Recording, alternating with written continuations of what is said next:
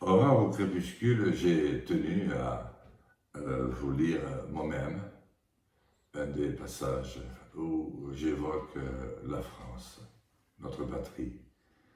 La France et ses irrésistibles inspirations, auxquelles s'ajoutent tant de recherches et de découvertes, d'inventions, d'une production artistique hors du commun dans les lettres, la musique, le théâtre et le cinéma.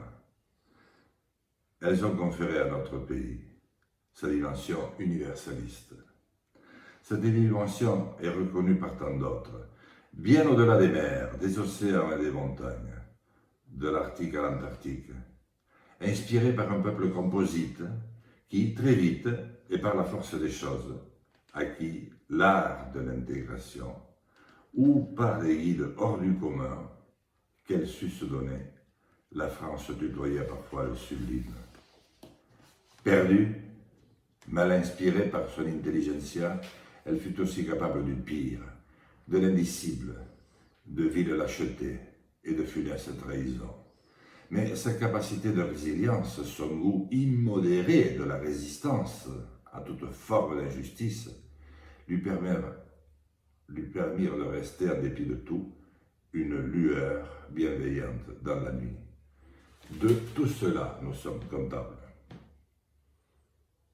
Une situation géographique hors du commun, son territoire, le troisième d'Europe, est placé sur une latitude idéale, bordée de mers et d'océans.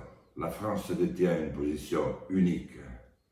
Coiffée d'irrésistibles montagnes et vivifiée par des fleuves qui, tantôt impétueux, tantôt reposants, trouvent pour la plupart sources et estuaires en son sein.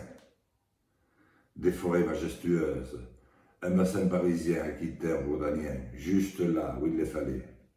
La France est au carrefour de tous les espaces terrestres, de toutes les voies maritimes et maintenant aériennes. Tout y pousse, tout peut y être transformé, la quasi-totalité des productions y est possible. La France est un monde, la France est une histoire.